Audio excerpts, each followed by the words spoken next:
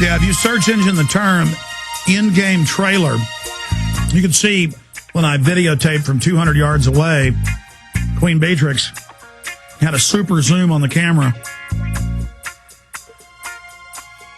And they tried to have police come out and tell the Canadian newspapers they couldn't be there taking photos. And the papers said, go ahead and arrest us. I mean, we got to say no to these bastards. But they got some kangaroo court they own and run in the Netherlands telling the Associated Press they can't take photos of them. I mean, you can't take photos of somebody in their backyard if it's got a fence. There is the perception of privacy. But if there's not the perception of privacy, you don't have it. Look, it just makes me mad. Gene in Georgia, go ahead, then others. Go ahead, Gene. Yes, sir. Can you hear me? Yes, we got to move quick. Go ahead.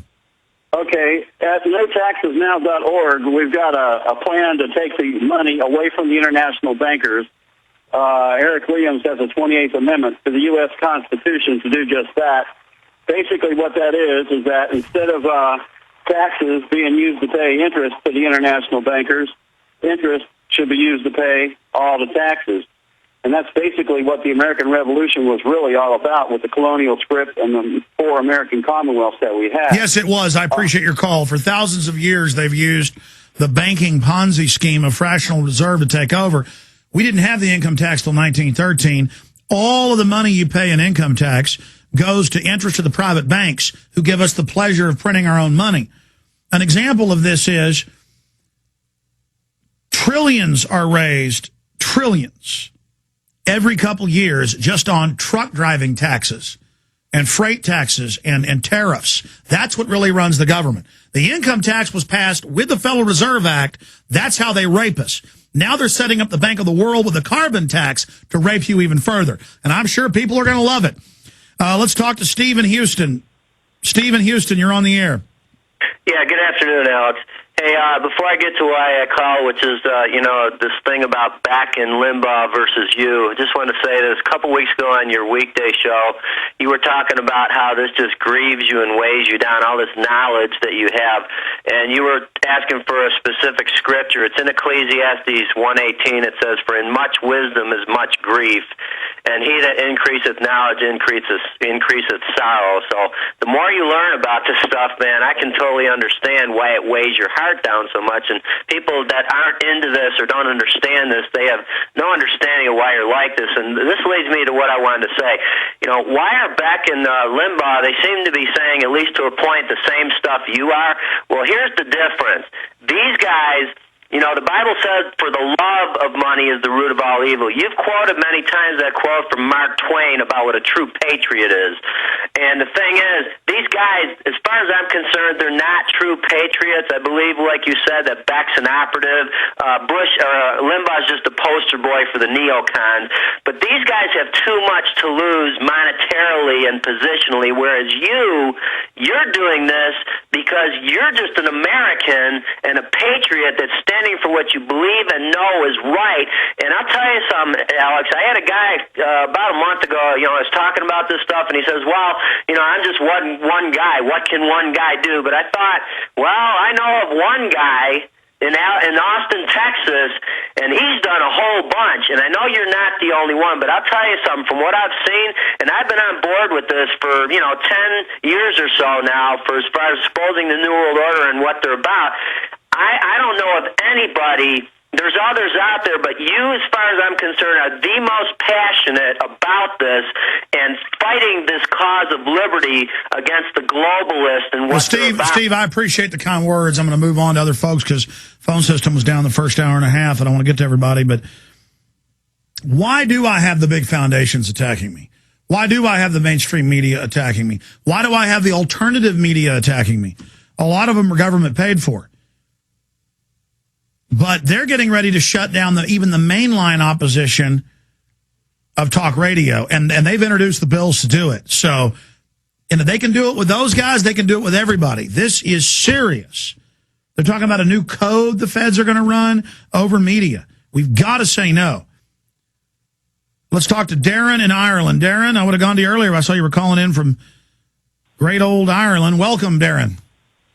Hello, Alex Jones, I'm a huge fan, and thanks for taking my call. I know it's late here in Ireland, but I really have to get through. I have some urgent news on the Lisbon Treaty. It's in October, and the propaganda is going absolutely crazy. Yeah, for those that don't know, then I'll have you comment on it. You guys have said no repeatedly, so has England, to the Lisbon Treaty. They let a few countries, France and one other, vote on it. They said no, and they say, we don't care. We're going to keep trying to pass it till you pass it, or we'll just have the bureaucracy fold you into Europe whether you like it or not. Yeah, exactly. We've been fighting this fight for the past 600 to 700 years, and our constitution is only 72 years old. Well, take here. They won't even tell us we're officially under a North American Union since March 24th, 2005. The treaty's now public, and the average yuppie just sucks their thumb all day with pleasure. I know, Alex. It's crazy, and I would like to come on maybe in the future and discuss the Lisbon Treaty before it comes. Is this one of the guys from We Are Change Ireland? Yes, I am, and I wanted to discuss the relationship between Ireland and the United States of the revolution that spread to Ireland. This is Darren, I forget your last name. You're one of the founders of We Are Change. You're a filmmaker, too. What's your last name? McNeilis. It's Scottish. Yeah. Okay, so you're... well, then who are the We Are Change from Ireland guys I've had on? One of them's named Darren as well. But you're Scottish living in Ireland. Well, no, I'm actually just the second name Scottish. Actually, I'm fully Irish anyway. Okay, whatever. Okay, but haven't I had you on before? No, I was on the Jason Burma show twice. Maybe if you could. Okay. Well, look, I'm going to put you on hold. Send us your info. Okay. Speaking of Burmas, he's coming up for 3 hours at Infowars.com. Yes, we need to get all the We Are Change guys, Ireland and UK and Scotland, on to talk about fighting the globalist. We're defending our sovereignty. You go, well, world government's the next step. Even if you're for world government, the world government being set up is a tyrannical, authoritarian system. Let's talk to Joe in Illinois. Joe, you're on the air. Go ahead. Hello, Alex. Pleasure to talk to you. I just wanted to connect a few dots for you on the Federal Reserve. We've been attacked by the numbers, 9/11, and with the Dow dropping down and bottoming out at 6,660. You know yourself that the Satanists are definitely pulling some strings there. Correct?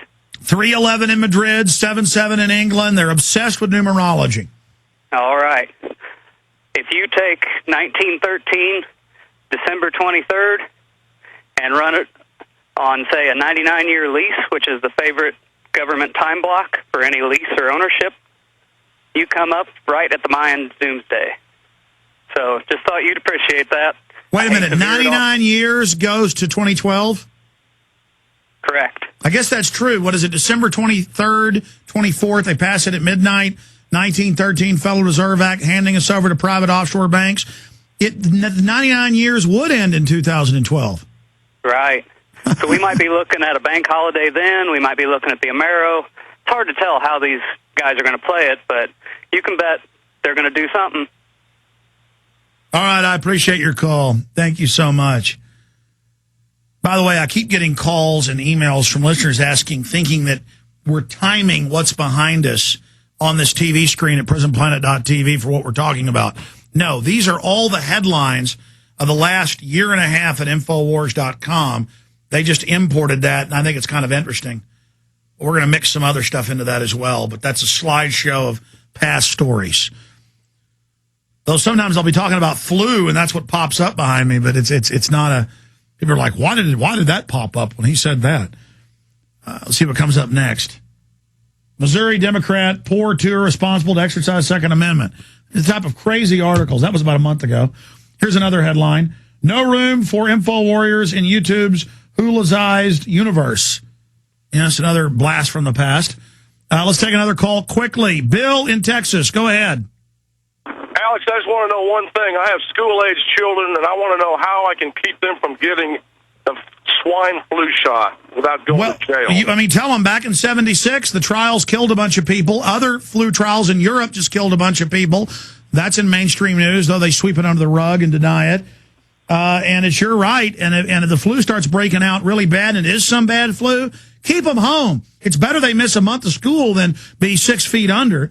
And I know this. My children are homeschooled. Go ahead. But how do I keep them going to jail? Well, they can say under level 6, Now they're saying, oh, we go to level 7 now. 6.2 is what we're at. So they keep trying to raise the fear mongering. It's like Spinal Tap, where he goes, why not just have all the dials go to 10? He goes, but it's 11. So they've now had the dials go to 11, 6.2. They're not going to be able to enforce this on everybody. They just want to set the precedent and fearmonger. People are already standing up to them. Plus, you have a religious exemption, conscientious exemption in every state and every major country. God bless you, sir. We're out of time. I had a bunch of flu news I actually meant to get to. But regardless, I'll be back tomorrow, 11 a.m. Central, 12 noon, and back next Sunday, 4 to 6 p.m. Great job to all the affiliates, all the stations, to Paul Hartman in there running things. God bless you.